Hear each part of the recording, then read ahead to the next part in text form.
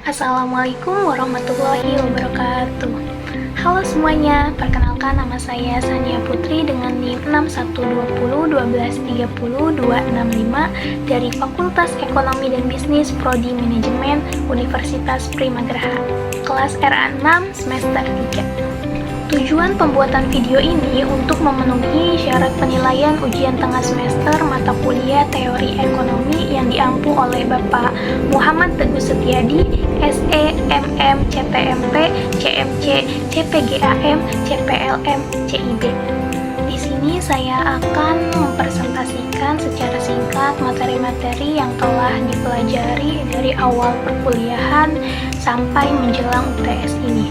Baik, langsung saja di sini saya akan menjelaskan materi pertama tentang ilmu ekonomi dan ruang lingkupnya. Nah, apa itu ilmu ekonomi? Ilmu ekonomi adalah cabang ilmu sosial yang mempelajari bagaimana individu, perusahaan, dan pemerintah mengelola sumber daya yang terbatas untuk memenuhi kebutuhan yang tidak terbatas. Fokus utama ilmu ekonomi adalah mengoptimalkan alokasi sumber daya agar lebih efisien.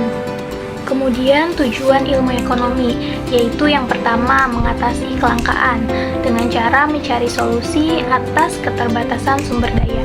Yang kedua, meningkatkan efisiensi dengan cara mengoptimalkan penggunaan sumber daya yang tersedia. Kemudian yang ketiga, mewujudkan kesejahteraan masyarakat dengan cara meningkatkan taraf hidup melalui distribusi sumber daya yang adil. Kemudian berikutnya, ruang lingkup ilmu ekonomi. Ruang lingkup ilmu ekonomi terbagi dua, yaitu ekonomi mikro dan ekonomi makro. Nah, ekonomi mikro fokus pada perilaku individu rumah tangga dan perusahaan. Topiknya meliputi permintaan, penawaran, harga, elastisitas, dan teori produksi. Sedangkan ekonomi makro yaitu analisis ekonomi secara agregat. Topiknya meliputi pertumbuhan ekonomi, inflasi, pengangguran, dan kebijakan moneter atau fiskal. Selanjutnya yaitu metodologi ilmu ekonomi. Nah, metodologi ilmu ekonomi ini terbagi dua, yaitu ekonomi positif dan ekonomi normatif. Ekonomi positif yaitu analisis berbasis fakta tanpa melibatkan nilai normatif. Contohnya, harga minyak naik menyebabkan peningkatan biaya produksi.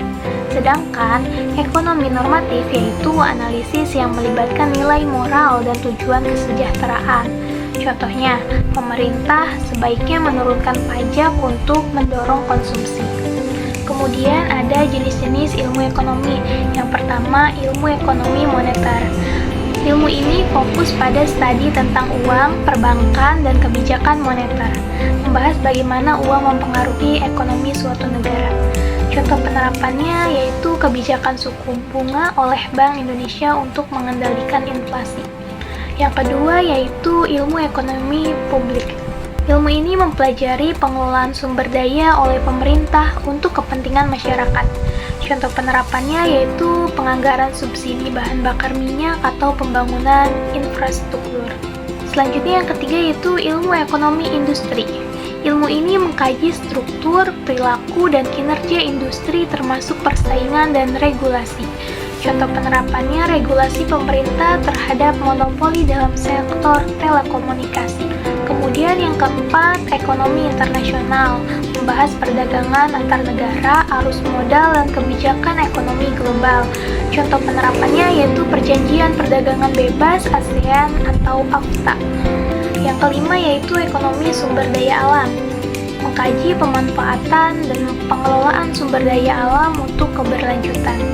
Contoh penerapannya yaitu kebijakan pengelolaan hutan lestari untuk mencegah deforestasi. Selanjutnya yang keenam yaitu produksi, membahas proses pembuatan barang atau jasa untuk memenuhi kebutuhan. Contoh penerapannya yaitu penggunaan teknologi modern dalam pabrik untuk meningkatkan efisiensi. Selanjutnya yang ketujuh yaitu distribusi, mengkaji proses penyampaian barang dan jasa dari produsen ke konsumen. Contoh penerapannya sistem logistik e-commerce yang cepat seperti Shopee atau Tokopedia. Kemudian yang ke-8 yaitu konsumsi, mempelajari perilaku konsumen dalam menggunakan barang dan jasa. Contoh penerapannya yaitu analisis pola belanja masyarakat saat diskon besar-besaran. Selanjutnya yang ke-9 yaitu pasar. Nah, pasar ini fokus pada interaksi antara penawaran dan permintaan untuk menentukan harga dan kuantitas.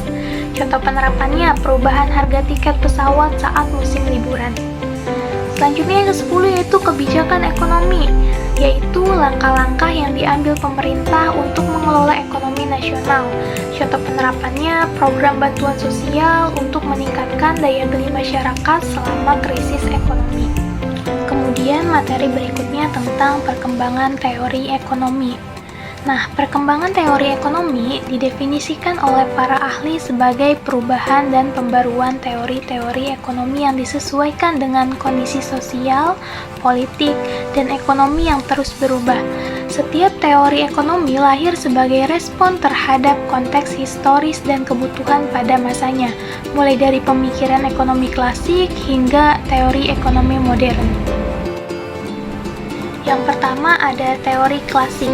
Teori klasik menekankan pentingnya mekanisme pasar bebas atau laissez-faire di mana pemerintah tidak ikut campur dalam kegiatan ekonomi. Pasar dianggap mampu mencapai keseimbangan secara alami melalui interaksi permintaan dan penawaran. Adam Smith memperkenalkan konsep tangan tak terlihat yang menjelaskan bagaimana kepentingan individu secara tidak langsung berkontribusi pada kesejahteraan masyarakat. David Ricardo menambahkan gagasan keunggulan komparatif yang menyarankan negara fokus pada produksi barang dengan biaya terendah untuk perdagangan yang saling menguntungkan. Yang kedua yaitu teori neoklasik. Teori neoklasik memperbarui pandangan klasik dengan menekankan utilitas konsumen sebagai pengukur kepuasan. Analisis marginal diperkenalkan untuk menjelaskan keputusan ekonomi berdasarkan manfaat dan biaya tambahan. Selain itu, teori ini mengembangkan model keseimbangan umum yang menunjukkan bagaimana semua pasar saling berinteraksi. Teori ini menjelaskan pembentukan harga tidak hanya dari biaya produksi tetapi juga preferensi konsumen. Tokoh-tokohnya termasuk William Stanley Jevons dan Leon Walras. Kemudian yang ketiga yaitu teori historis. Teori historis memandang perkembangan ekonomi sebagai proses yang dipengaruhi oleh konteks sejarah, sosial, dan budaya. Setiap periode sejarah memiliki karakteristik unik yang mempengaruhi fungsi ekonomi seperti perbedaan antara sistem feodal dan kapitalisme. Pendekatan ini juga menyoroti pentingnya institusi seperti hukum, norma sosial, dan kebijakan pemerintah dalam mendorong atau menghambat pertumbuhan ekonomi. Analisis berbasis studi kasus digunakan untuk memahami perubahan ekonomi yang berkelanjutan. Selanjutnya, yang keempat atau yang terakhir yaitu teori pertumbuhan ekonomi modern. Teori pertumbuhan ekonomi modern menjelaskan bahwa pertumbuhan dipengaruhi oleh akumulasi modal, inovasi teknologi, dan perdagangan internasional. Faktor lain seperti kualitas tenaga kerja, stabilitas politik, pendidikan, dan infrastruktur juga berperan penting. Penekanan diberikan pada interaksi antara berbagai elemen untuk meningkatkan produktivitas dan efisiensi. Paul Romer misalnya menyoroti pentingnya inovasi dan pengetahuan dalam mendorong pertumbuhan jangka panjang. Kemudian materi berikutnya yaitu tentang elastisitas permintaan dan penawaran. Elastisitas permintaan adalah suatu alat atau konsep yang digunakan untuk mengukur derajat kepekaan atau respon perubahan jumlah atau kualitas barang yang dibeli sebagai akibat perubahan faktor yang mempengaruhi. Ada macam-macam perhitungan elastisitas permintaan. Yang pertama, elastisitas silang. Koefisien yang menunjukkan sampai di mana besarnya perubahan permintaan terhadap suatu barang apabila terjadi perubahan terhadap harga barang lain dinamakan elastisitas permintaan silang atau dengan ringkas elastisitas silang. Kemudian yang kedua, elastisitas pendapatan. Koefisien yang menunjukkan sampai di mana besarnya perubahan permintaan terhadap suatu barang sebagai akibat dari perubahan pendapatan pembelian dinamakan elastisitas penerimaan pendapatan atau secara ringkas elastisitas pendapatan. Selanjutnya, jenis-jenis elastisitas permintaan. Yang pertama, permintaan tidak elastis sempurna. Yang kedua, permintaan tidak elastis. Yang ketiga, permintaan uniter elastis. Yang keempat, permintaan elastis. Dan yang kelima, permintaan elastis sempurna. Kemudian ada faktor-faktor yang mempengaruhi elastisitas permintaan, yaitu yang pertama, ketersediaan substitusi.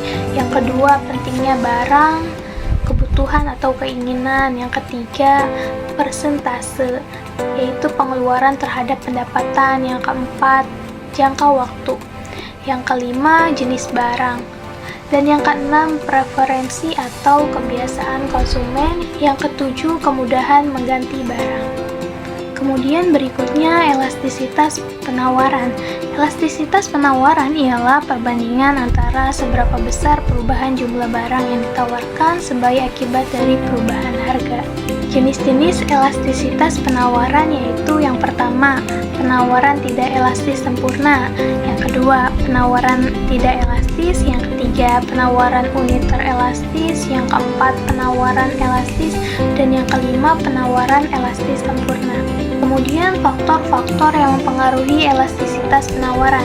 Yang pertama, barang hasil pertanian bersifat inelastis karena sukar untuk dikurangi atau ditambah dengan segera bila terjadi perubahan harga. Sebaliknya, barang hasil industri lebih bersifat elastis. Yang kedua, dalam jangka pendek. Jika terjadi perubahan harga, maka produsen sulit untuk mengubah barang yang ditawarkan sehingga penawarannya bersifat inelastis. Yang ketiga, munculnya atau menghilangnya produk saingan.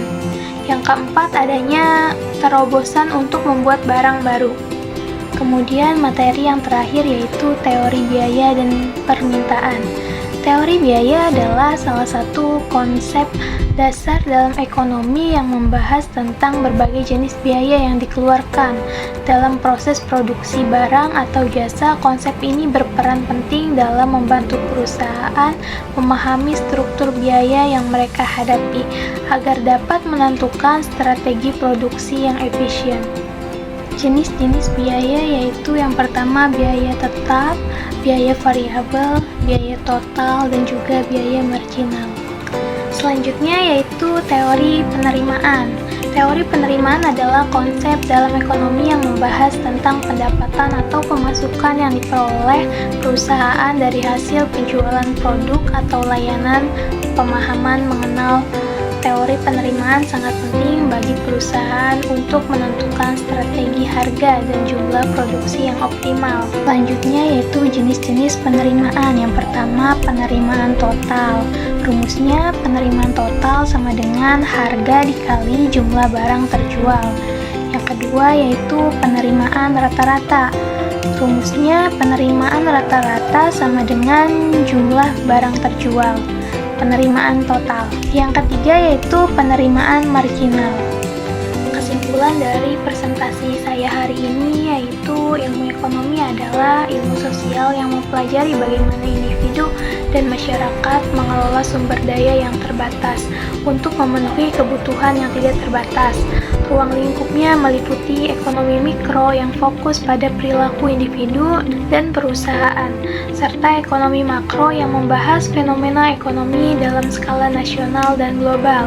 Dalam perkembangannya, teori ekonomi telah mengalami transformasi mulai dari teori klasik yang menekankan mekanisme pasar bebas hingga teori modern yang memanfaatkan teknologi dan analisis matematis untuk menjawab tantangan ekonomi saat ini.